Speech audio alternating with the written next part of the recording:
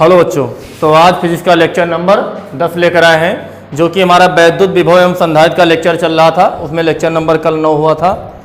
आज lecture number 10 लेकर आए हैं, जिसमें हम लोग पढ़ेंगे मुक्त आवेश तथा बद्ध आवेश, जो कि आप लोग देख रहे होंगे कि पहले से लिख रखा है। पहले से हमने लिख दिया आपका टाइम सेव करने के लिए, वरना वीडियो लंबा हो जाता है। ठीक है, तो चलिए स्टार्ट करते हैं। जो हमारा हेडिंग है वो चालकों में मुक्त तथा बद्ध आवेश, ये भी आपके यूपी बोर्ड का सिलेबस है जो कि जुड़ा हुआ है, इसीलिए हम इसको पढ़ाया। वरना कल हम बताए थे जो लास्ट वाले लेक्चर में कि आज हम लोग संधारित्र पढ़ेंगे, गोलीय चालक पढ़ेंगे, लेकिन हमने देखा कि ये भी तो काम करें, चलो इसको पहले पढ़ा लेते हैं। तो हमारा जो हेडिंग है चालक में मुक्त तथा बद्ध आवेश, ये फ्री आवेश क्या होते हैं और मुक्त आवेश क्या होते हैं, इसको पहले समझिए। हम इधर इसीलिए जगह छोड़ दिए हैं कि आपको समझाने के लिए। ठीक है, उसके बाद हम लोग लिखा है उसको भी समझा रहे हैं। जिससे मान लीजिए कोई परमाणु होता है, तो परमाणु में नाभिक होते हैं और नाभिक में प्रोटॉन और न्यूट्रॉन होते हैं। क्या होते हैं? प्रोटॉन और न्यूट्रॉन। इसकी बाहर की तमाम कक्षाएं होती हैं, के एल एम एन कोष, तमाम कोष होते हैं, कई कोष हम लोग मान लेंगे। प्रोटॉन पर धनावेश होता है और न्यूट्रॉन पर शून्यावेश होता है।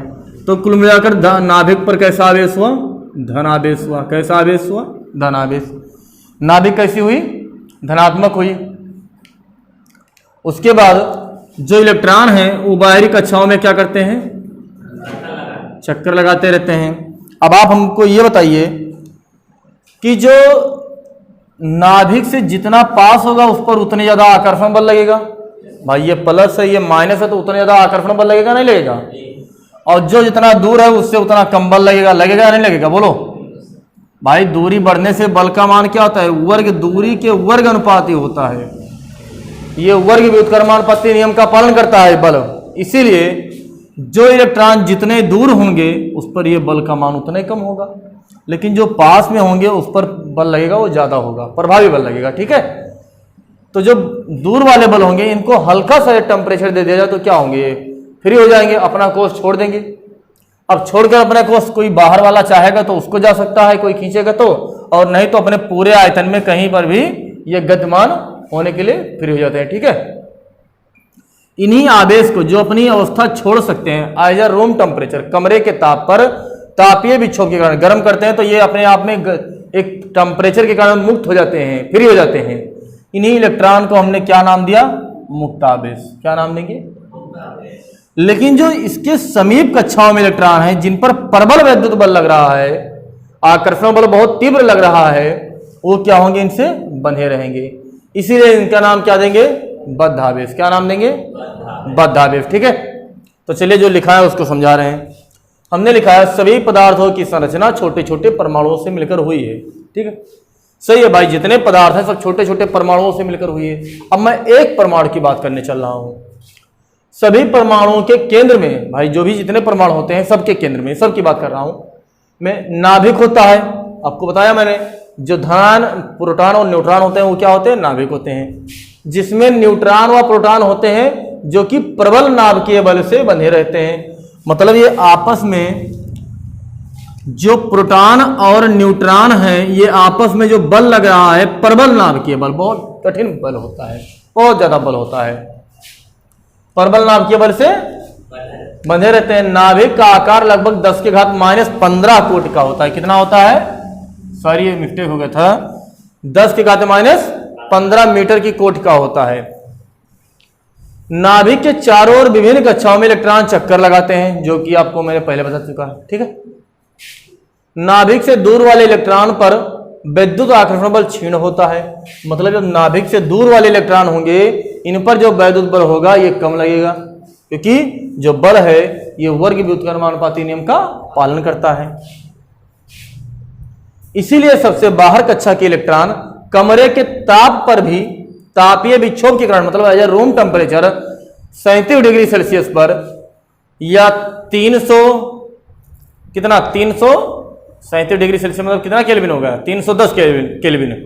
ठीक है, या 98.6 फ़ारेनहाइट, यानी जो रूम टेम्परेचर होता है, मनुष्य के शरीर का ताप होता है और एज रूम टेम्परेचर के नॉर्मल माना गया है, उतने टेम्परेचर पर ये इलेक्ट्रॉन क्या होते हैं? तापीय विक्षोभ के कारण अपने छोड़ना चाहते हैं, कारण अपने पूरे आयतन में घूमने के लिए स्वतंत्र हो जाते हैं। मतलब अपने पूरे आयतन में ये घूम सकते हैं।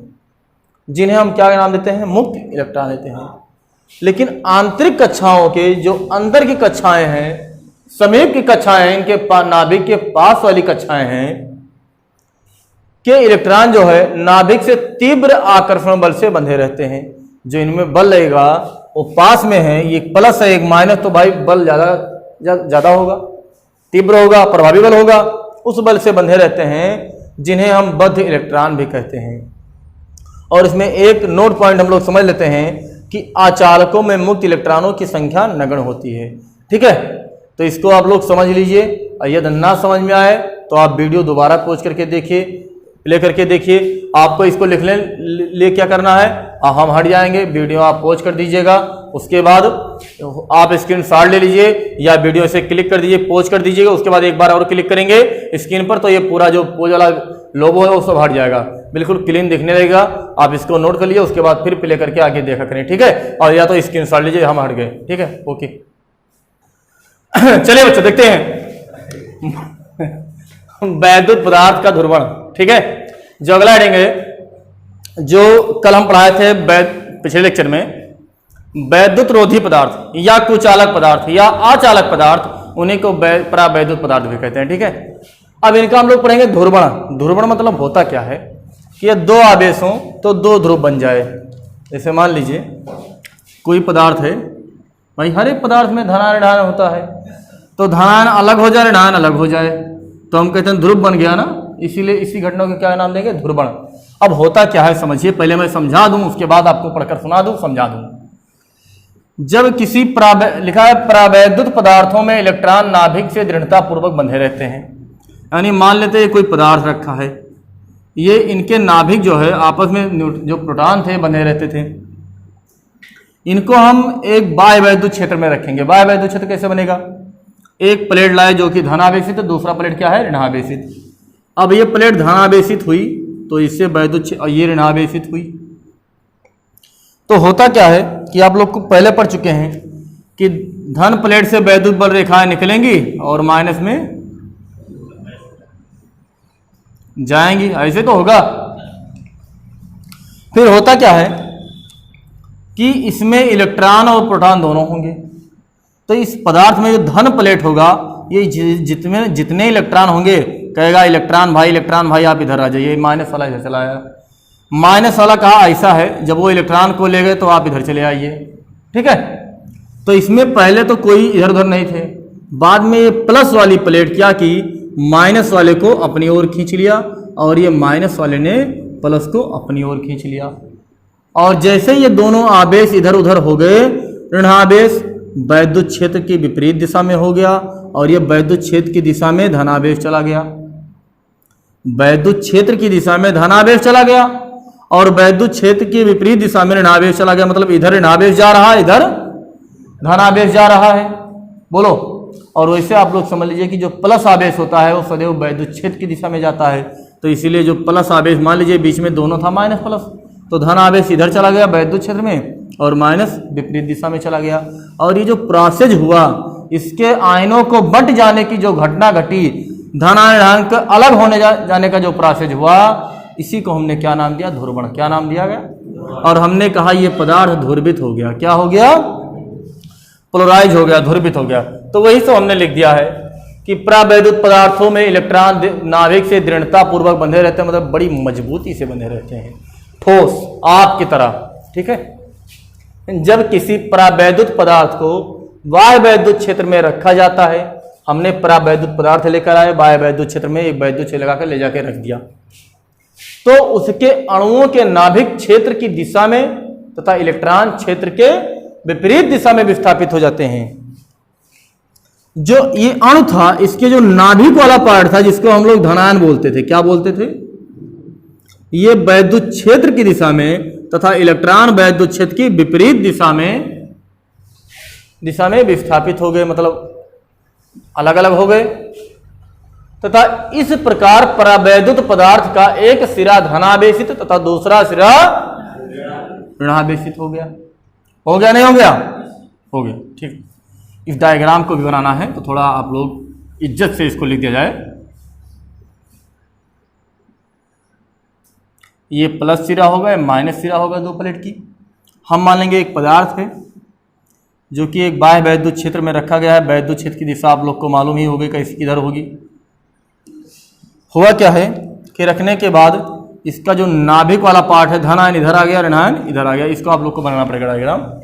इस प्रकार परावैद्युत पदार्थ का एक सिरा धनावेशित तथा दूसरा सिरा क्या हो गया, और यह पूरा क्रिया या प्रोसेस क्या कहलाया, ध्रुवण कहलाया।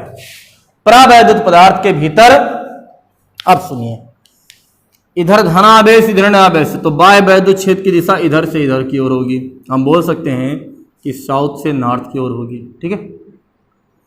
लेकिन जो इसके अंदर की वैद्युत क्षेत्र की तीव्रता होगी वो प्लस से माइनस की ओर इधर नहीं होगी। बोलो फर्क कितना है, ये कम होगी ये ज्यादा होगी, है नहीं।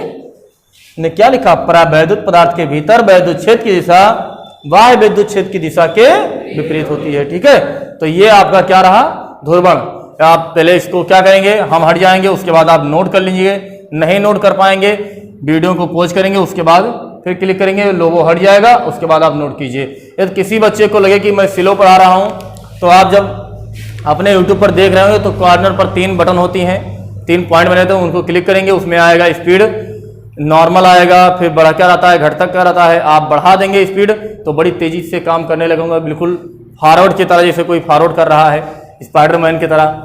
और मान लीजिए आप स्पीड चाहें कि बहुत तेजी से पढ़ा रहे तो स्लो कर दीजिए, तो बिल्कुल आलसी की तरह ऐसे ऐसे ऐसे करूंगा, धीरे धीरे मन की बात करूंगा। क्या करूंगा, मन की बात करूंगा, बेरोजगारी मुद्दे पर करूंगा मन की बात, ठीक है। संविदा पूरी चीजें हो जाएंगी। तो इतना आपको समझ में आया। आप इसको मैं हट जा रहा हूं, स्क्रीनशॉट लीजिए, ठीक है, लीजिए। चलिए ठीक है, जो हमारा अगला हेडिंग होगा वो है कोई गोलीय चालक है जिसकी धारिता निकालनी है, कैपेसिटी निकालनी है, क्षमता निकालनी है कि वो कितने आवेश को अपने अंदर संचित कर सकता है। तो या ऊर्जा को संचित करने की जो क्षमता होगी वो कितना होगा। तो हेडिंग लगाएंगे गोलीय चालक की धारिता, गोलीय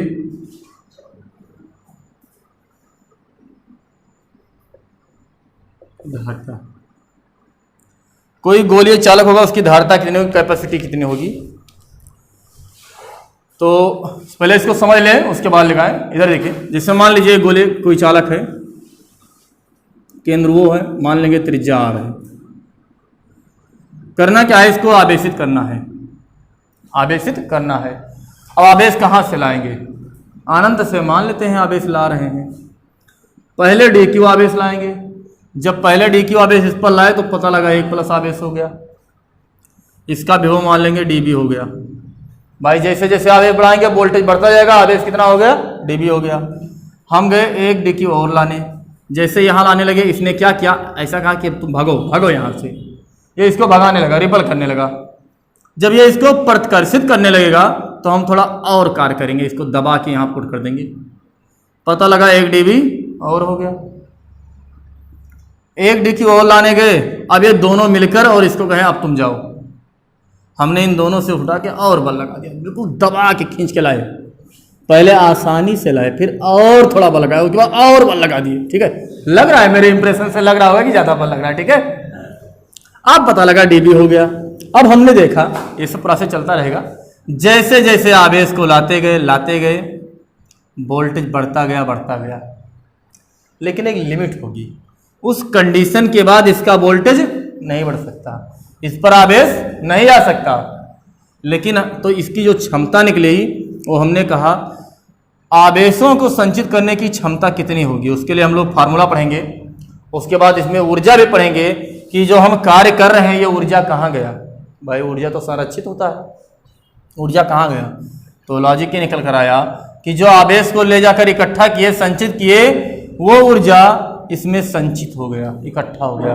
और किस रूप में, पोटेंशियल एनर्जी, स्थितिज ऊर्जा के रूप में इसमें ऊर्जा स्थित हो गई।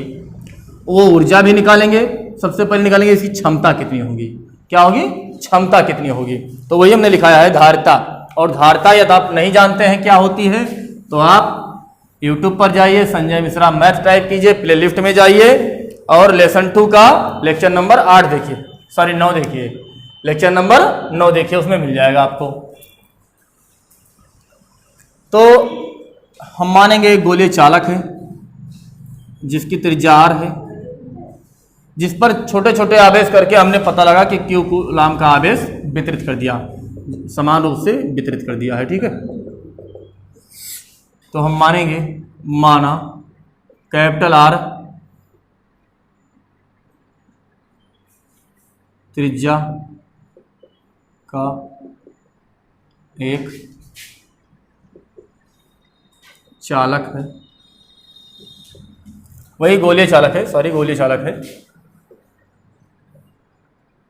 जिस पर सूक्ष्म आवेश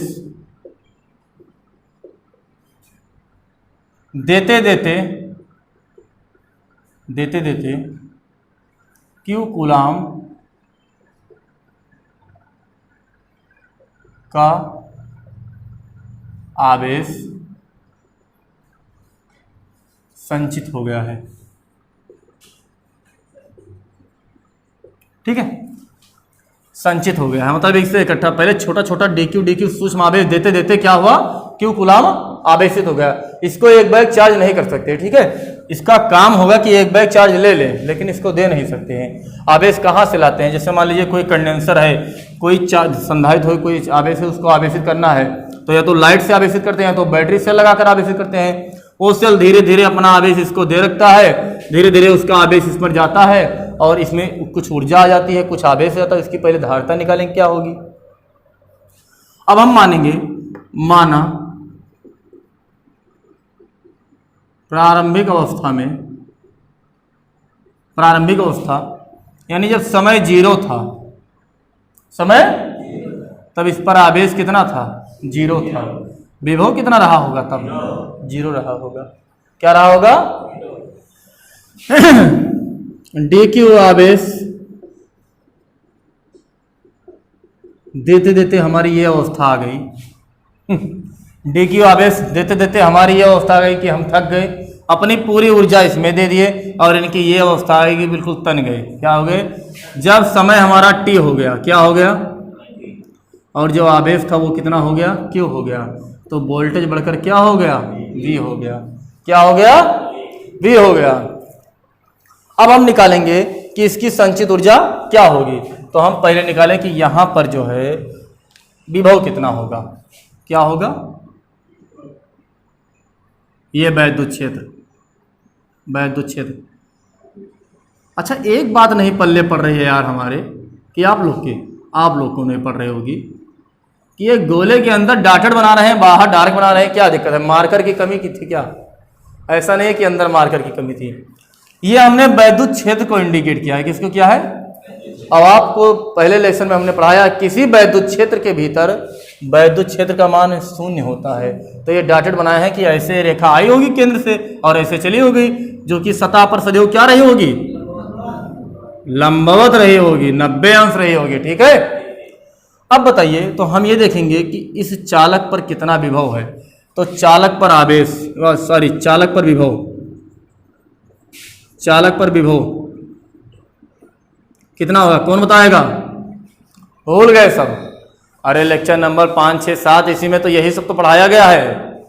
विभव 1/4πε0 आवेश बटा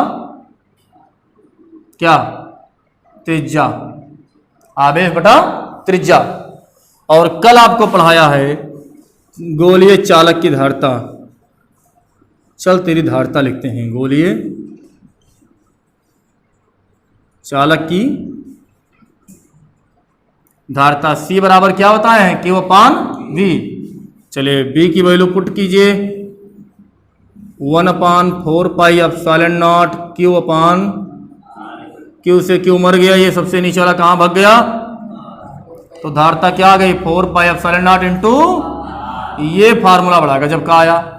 इससे क्या मालूम चला कि किसी गोलीय चालक की धारिता उसके त्रिज्या पर निर्भर करती है।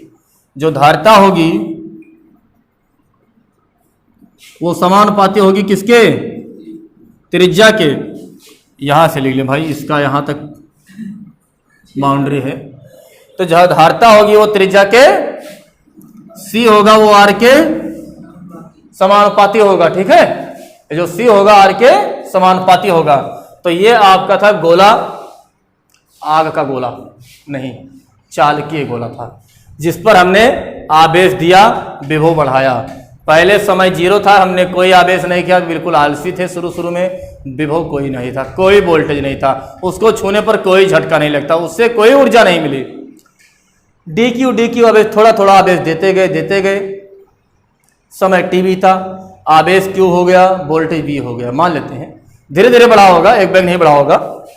चालक पर विभव का फार्मूला ये होता है।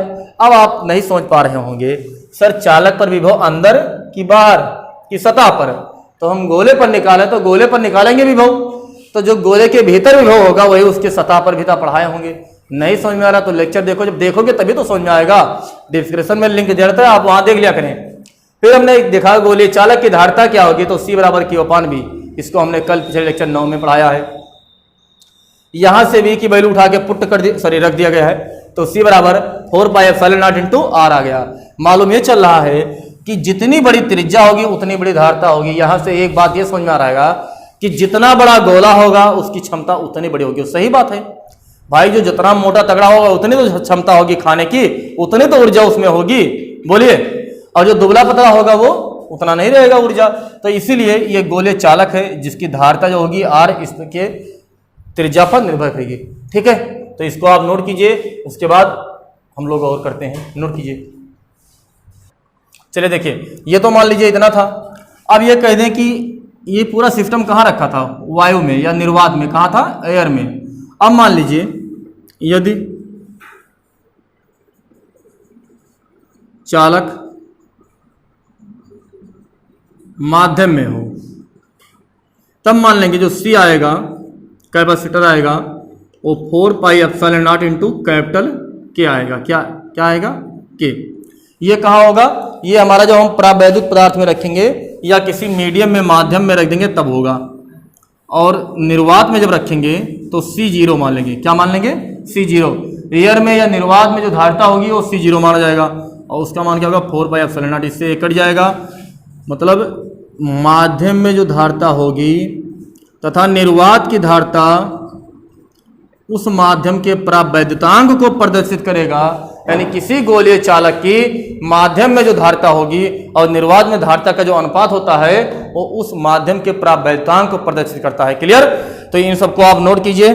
बस आज हम लोग इतना ही करेंगे, उसके आगे कल यहीं से स्टार्ट होगा। यदि आपको वीडियो पसंद आए तो लाइक कीजिए, शेयर कीजिए, सब्सक्राइब कीजिए। ओके दोस्तों, गुड बाय।